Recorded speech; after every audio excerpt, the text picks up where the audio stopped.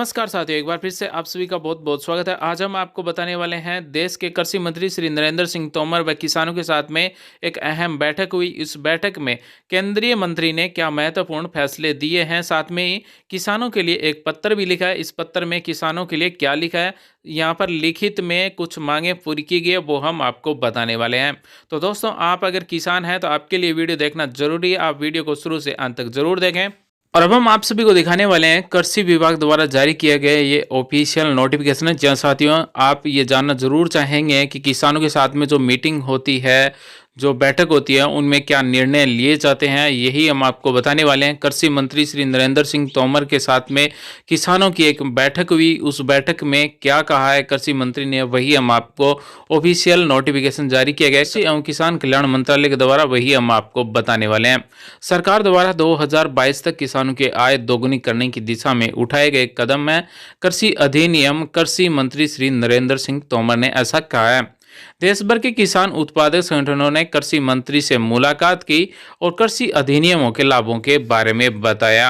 तो आप सभी यहाँ पर अगर देखना चाहें तो देख सकते हैं, ये मीटिंग ली गई। इस मीटिंग में क्या महत्वपूर्ण निर्णय लिए गए, देश भर के किसानों के साथ ये मीटिंग थी।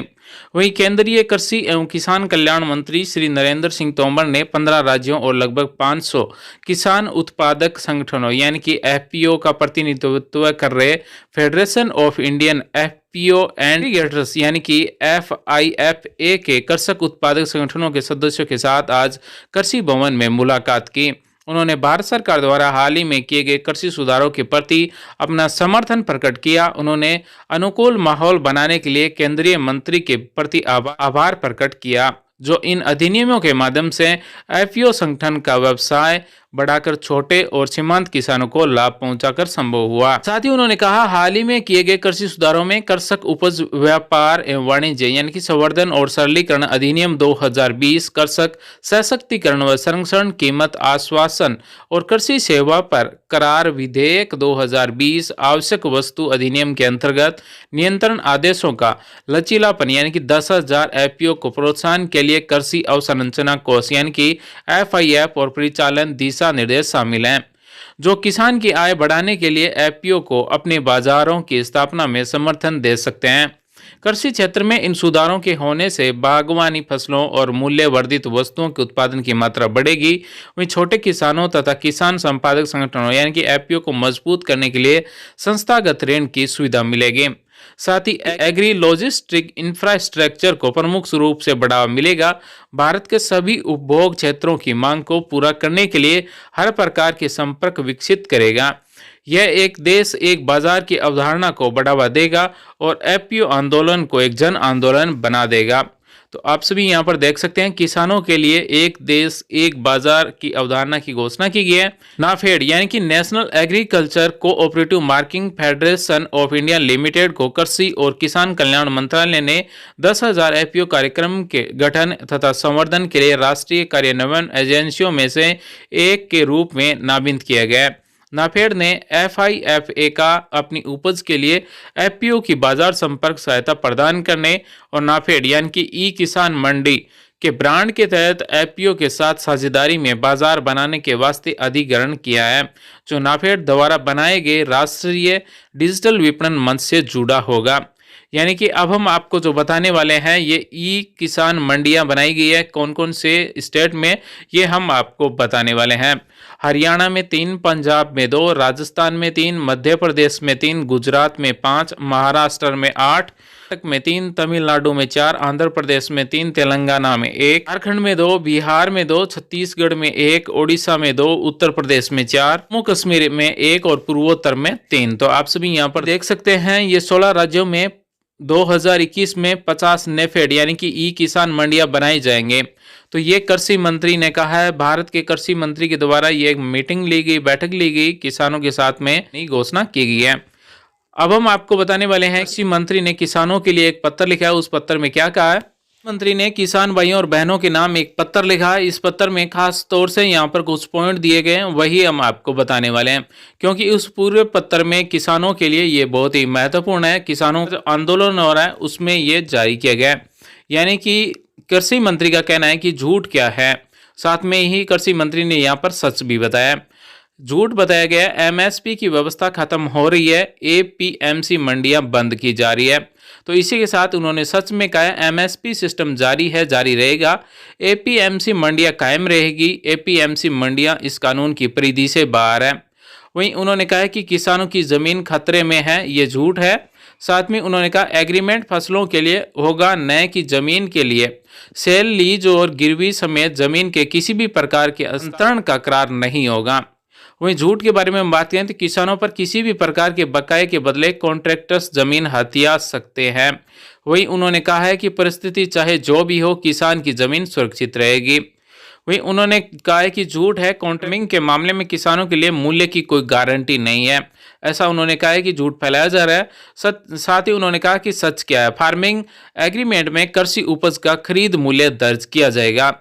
वहीं किसानों को भुगतान नहीं किया जाएगा, ये झूठ है। किसानों का भुगतान तय समय सीमा के भीतर करना होगा अथवा कानूनी कार्रवाई होगी और जुर्माना लगेगा। वहीं किसान कॉन्ट्रैक्ट को खत्म नहीं कर सकते हैं, ऐसा झूठ है। इन्होंने कहा है किसान किसी भी समय बगैर किसी जुर्माने के कॉन्ट्रैक्ट को खत्म कर सकते हैं। उन्होंने कहा कि किसान आंदोलन को लेकर जो झूठ फैलाया जा रहा है उसमें है पहले कभी कॉन्ट्रैक्ट फार्मिंग की कोशिश नहीं की गई। राज्यों में कॉन्ट्रैक्ट फार्मिंग की मंजूरी दे रखी है, राज्यों में तो कॉन्ट्रैक्ट फार्मिंग संबंधी कानून तक है। उन्होंने इस पत्र में कहा कि इन कानूनों को लेकर कोई सलाह मशविरा या चर्चा नहीं की गई। कहा कि ऐसा झूठ है और उन्होंने कहा कि सच ये है कि 2 दशक तक विचार विमर्श हुआ है। साल 2000 में शंकरलाल गुरु कमेटी से इसकी शुरुआत हुई थी। इसके बाद 2003 में मॉडल एपीएमसी एक्ट 2007 के तथा एपीएमसी रूल 2010 में हरियाणा, पंजाब, बिहार एवं पश्चिम बंगाल के मुख्यमंत्रियों की समिति व 2013 में 10 राज्यों के कृषि मंत्रियों की स्तुति, 2017 का एपीएलएम एक्ट और आखिरकार 2020 में संसद द्वारा इन कानूनों को मंजूरी दे दी गई है। तो आप सभी यहाँ पर देख सकते हैं किसान भाई बहनों के लिए यहाँ पर एक लेटर जारी किया गया है। इसमें क्या सच है क्या झूठ है ये भी लिखा गया है। साथ ही उन्होंने कहा कि पीएम किसान सम्मान निधि के जरिए 6,000 रुपये सालाना आपको देने के पीछे यही मकसद है कि मुश्किल वक्त में आप कर्ज न लें। फसल बीमा का कवच आपके प्राकृतिक आपदा से बर्बाद हुई फसल की भरपाई करता है। सॉइल हेल्थ कार्ड से किसान को अपनी जमीन की सेहत का सही पता चल रहा है। तो कोटिंग यूरिया के खाद की कालाबाजारी पर लगाम लगाकर किसानों को बहुत बड़ी राहत दी है। अन्नदाता ऊर्जादाता भी बने हैं, देश इस लक्ष्य के साथ आगे बढ़ रहा है। तो आप सभी यहाँ पर देख सकते हैं भारत के कृषि मंत्री के द्वारा ये 8 पेज का लेटर किसानों के नाम किया गया है। किसान भाई बहनों के लिए लेटर जारी किया गया है। साथ में उन्होंने इस लेटर में अन्नदाताओं को आश्वासन दिया है, यानी कि किसानों को आश्वासन दिया है। एमएसपी के बारे में सरकार लिखित आश्वासन देने को तैयार है। ये उन्होंने कहा है कि किसान आंदोलन हो रहा है, इस वजह से उन्होंने कहा है कि एमएसपी के बारे में सरकार लिखित आश्वासन देने को तैयार है। वहीं एपीएमसी के बाहर निजी बाजार राज्यों को कर लगाने की अनुमति दी जा सकती है। वहीं किसी भी प्रकार के विवाद के समाधान के लिए किसानों के पास अदालत में जाने का विकल्प भी होगा। वहीं राज्यों को कृषि समझौते पंजीकृत करने का अधिकार होगा। साथ ही कोई भी किसान की जमीन पर कब्जा नहीं कर सकता, क्योंकि यह कानून किसानों की भूमि के किसी भी तरह के ट्रांसफर, बिक्री, लीज और गिरवी की अनुमति नहीं देता है। वहीं कॉन्ट्रैक्टर्स किसानों की जमीन पर किसी भी तरह का स्थायी बदलाव भी नहीं कर सकते हैं। कॉन्ट्रैक्ट्स को किसानों की जमीन पर उनके किसी भी अस्थायी निर्माण के लिए लोन नहीं दिया जा सकता। वह स्थिति चाहे जो भी हो, लेकिन कानून किसानों की जमीन को जब्त किए जाने की किसी भी प्रक्रिया की अनुमति नहीं देगा। तो यहाँ पर आप सभी देख सकते हैं किसानों के लिए इतने उन्होंने आश्वासन दिए हैं। तो साथियों, किसान आंदोलन को देखते हुए एमएसपी पर केंद्र सरकार है वो किसानों को लिखित में आश्वासन देने को तैयार है। आप सभी यहाँ पर देख सकते हैं। तो साथियों, ये तो था आज का हमारा वीडियो। दिल्ली में किसान आंदोलन हो रहा है, उसी के चलते किसानों के लिए कृषि मंत्री ने यहाँ पर एक ऑफिशियल नोटिफिकेशन और किसान भाई बहनों के लिए एक ऑफिशियल पत्र जारी किया गया। ये हमने आपको पूरी जानकारी बताई है कि दोनों में क्या क्या लिखा गया है। उम्मीद करते हैं दोस्तों हमारे द्वारा दी गई जानकारी आपको अच्छी लगेगी, आपके समझ में आएगी। अपने सवाल और विचार कमेंट करें। वीडियो देखने के धन्यवाद साथियों। जय जवान, जय किसान, जय हिंद।